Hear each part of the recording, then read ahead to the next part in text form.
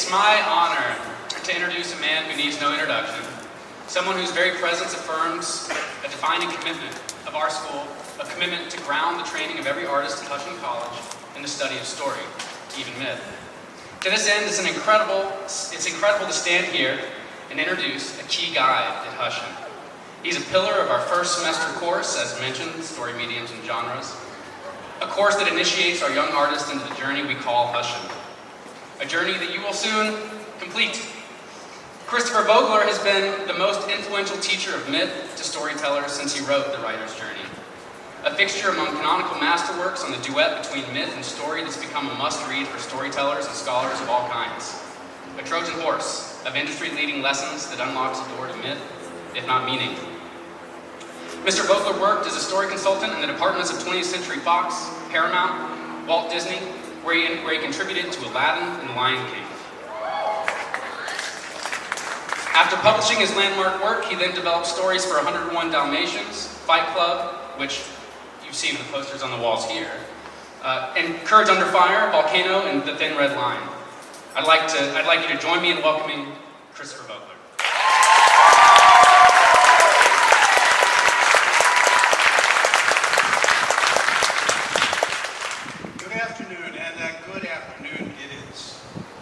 First, I want to thank Dean of Academic Affairs, Brian Walker, Department Chair of General Academics, Will Linn, and the rest of the faculty of Hussian College for inviting me to this honor of addressing you on this almost sacred occasion. I made a Freudian typo when I wrote that sentence, and it came out on this almost scared occasion. But I guess it's a little bit of both for all of us. But I appreciate very much that they gave me ample time to prepare for my solemn duty, because I was able to get a good head start on my procrastinating. So, no matter how much one procrastinates, eventually it's showtime. We stand here at a very interesting and dynamic place, a boundary between two worlds, a bridge, one of those threshold crossings that the hero's journey and the heroine's journey talks about. A moment loaded with memories and emotions, a time pregnant with untold possibilities.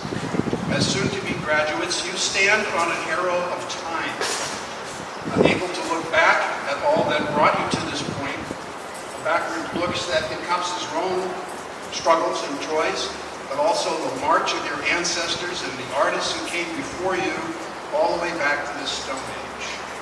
And from this high vantage point, you can begin to see a little into the future and what you will do with the knowledge and experience you have won here through your struggles. Now, I was going to do the congratulations to all the different groups, but Brian Walker did such a great job that I don't feel that would be redundant. So I'm just going to say congratulations to everybody who made this possible. Parents, friends, family, staff, everyone, and your own selves. Congratulations.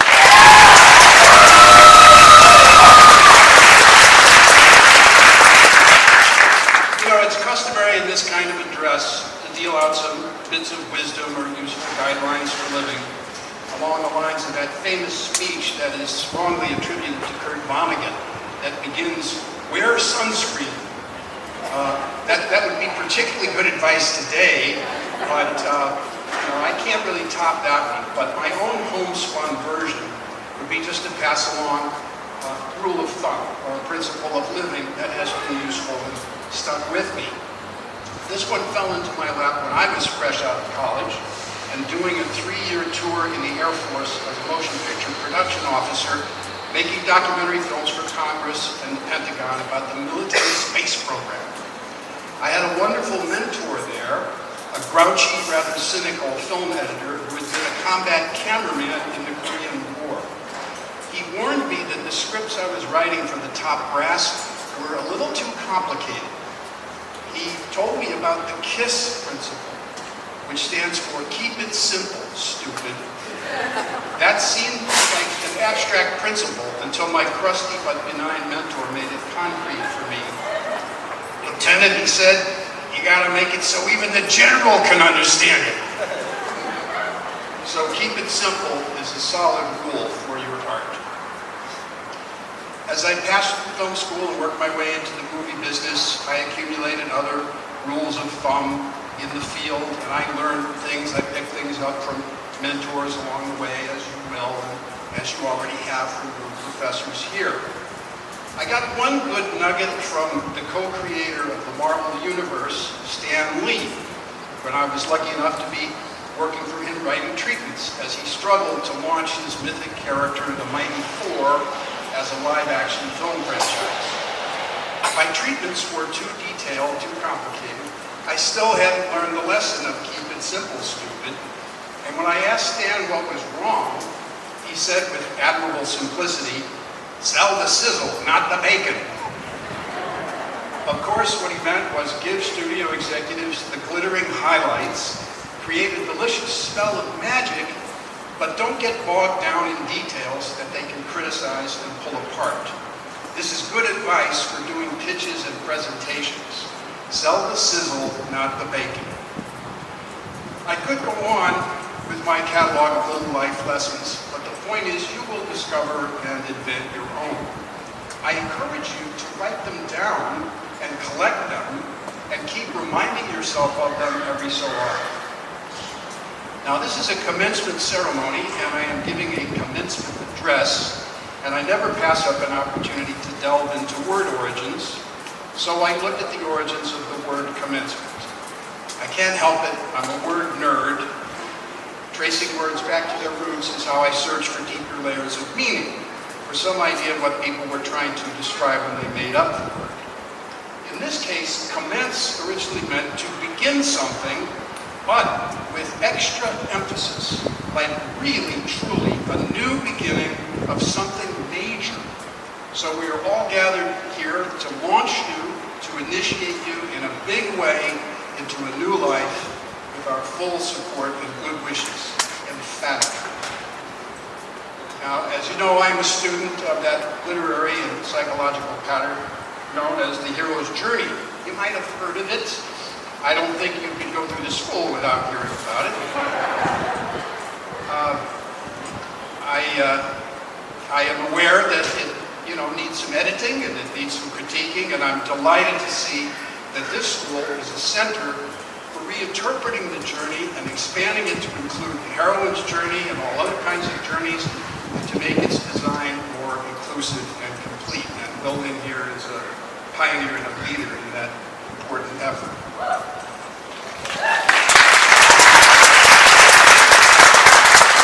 I use this journey pattern to measure and assess every aspect of life, but especially these great turning points, the boundaries between worlds, the thresholds that must be crossed to keep moving through the cycles of life. This is truly a hero's journey crossing moment. We're armed with knowledge and guidance from your mentors who are ready to step across a threshold into a new undiscovered country. Like all thresholds, there's a feeling that this is a moment of death and rebirth, a mix of sadness and joy, the end of one dynamic and challenging phase of your life is the beginning of another. Now, it has become more during the world you have known and mastered, and you will soon be stepping out into a new special world of building your career and fulfilling your life's purpose. Life will be punctuated by a succession of these moments, entering new special worlds and living in them long enough until they become familiar, and then moving on to something new and strange, to fresh challenges that will expand your idea of what you can be. There's an interesting maternal, feminine thread in this moment of transition, this moment of heroic rebirth. When someone is accepted into a program like this, we say they have matriculated. So you all, when you came to the school, matriculated into the school, which means you came into a matrix. Matriculated comes from the word matrix, which means a list, or register, or even a herd of cows. So at Hussian College, you have been enlisted, registered, and sometimes herded together, but matrix also used to mean a womb. So you have been incubating in the womb of this school for several years, and you have been living in her matrix. And when you leave the school, and that period of inner growth is over, you are entitled to refer to your school forever after as your alma mater. your dear mother, your nurturing, nourishing, bountiful mother. So it's appropriate to honor your academic mother today and thank her for containing you and feeding your spirit as you form your professional identity. She and her good name will be your allies as you go out into the world, and you will be able to draw on a network of connection with others who also came out of her womb. That's very important. My wife reminded me, with all this maternal talk, that we're celebrating Mother's Day this weekend, so how appropriate is that?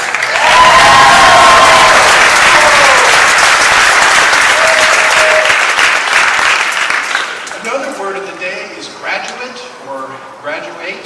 This one comes from the Latin word gradus, which means a step. So you are taking a step today, a giant step, one of the biggest you will ever take. And like the heroes and heroines of myth, you are stepping off into the unknown.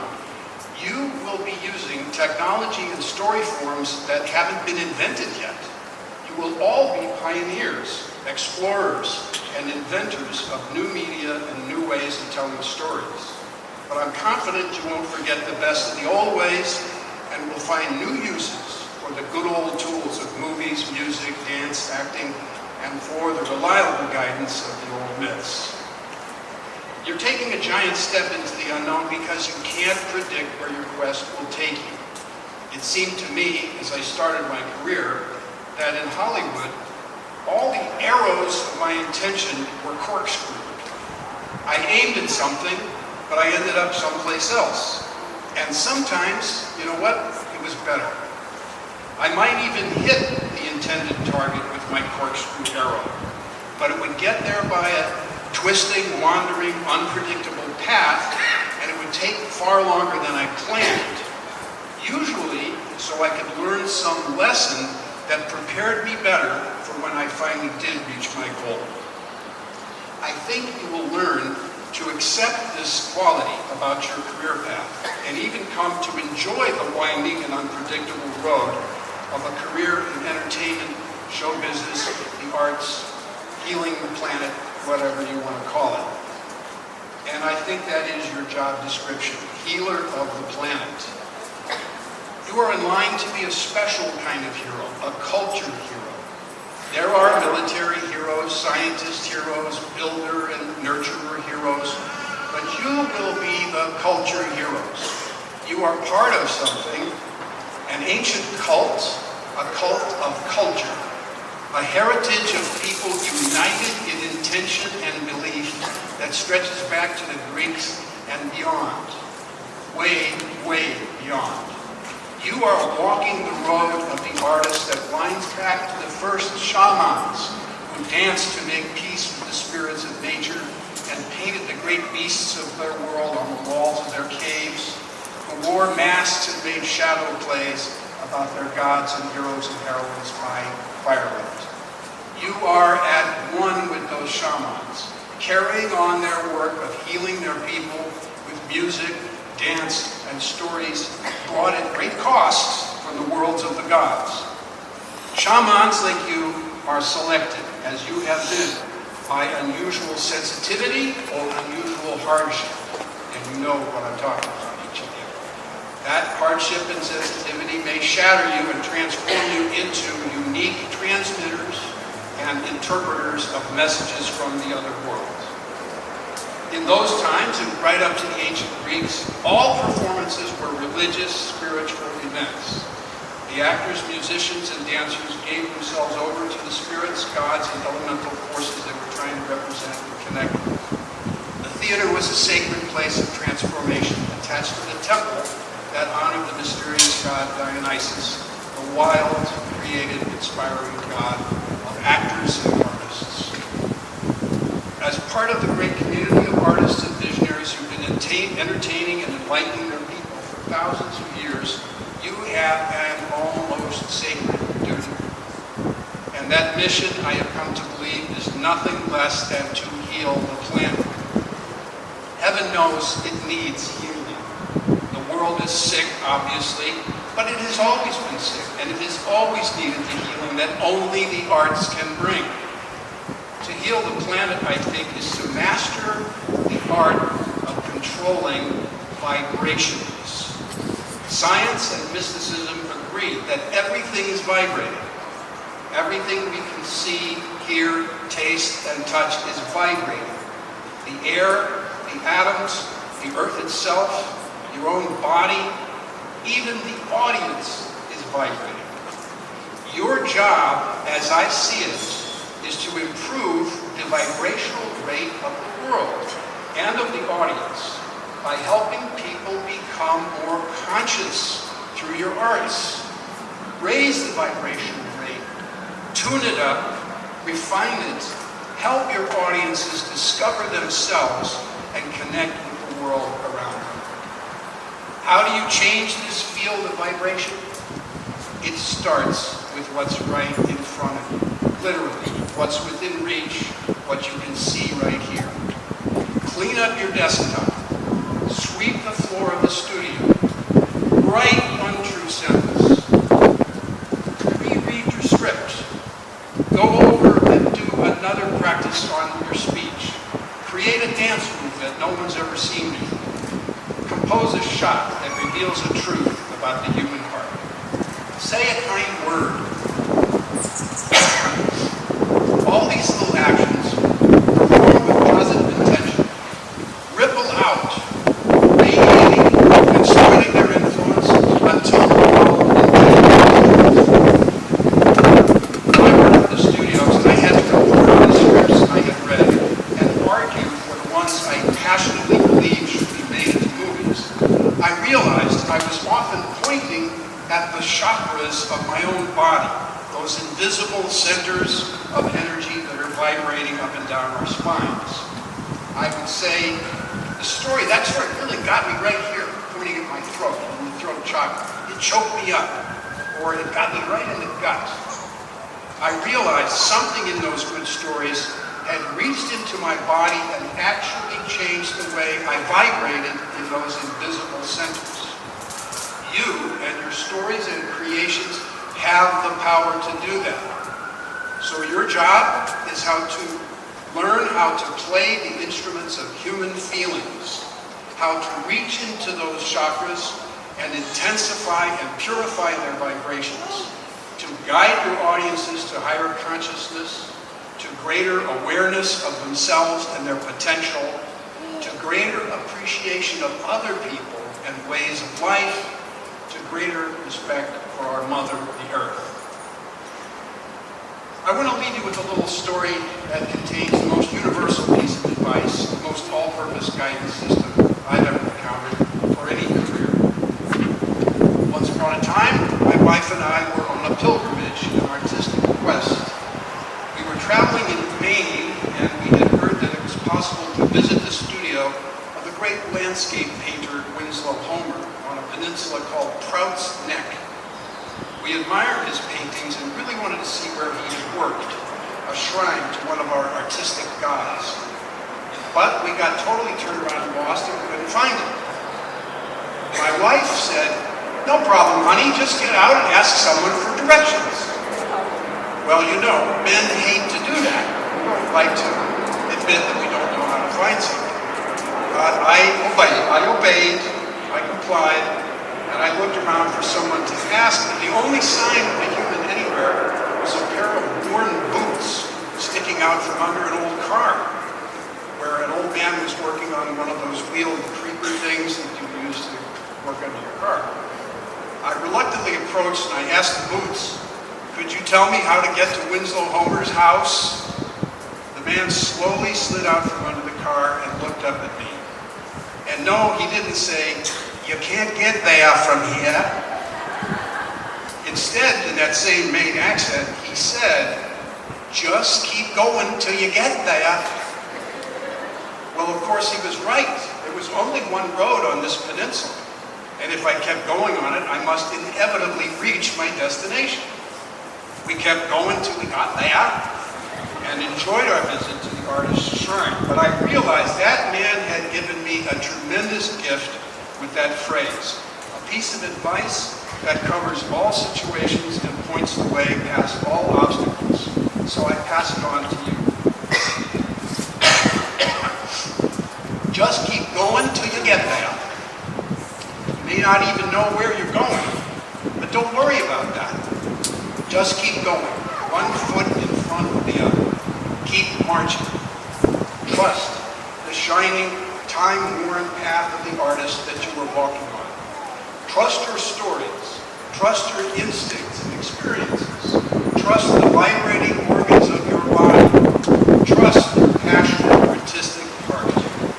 And with that, I give you my blessing, and I send you forth with your mission to tell your stories and heal the world. Because the world needs your stories, and the world needs you. Thank you.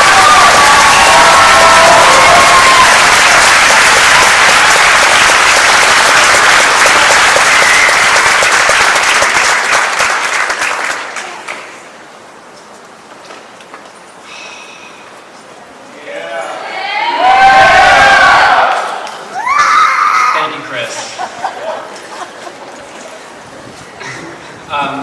It's so special and remarkable to have you. Your very presence is a statement to these students.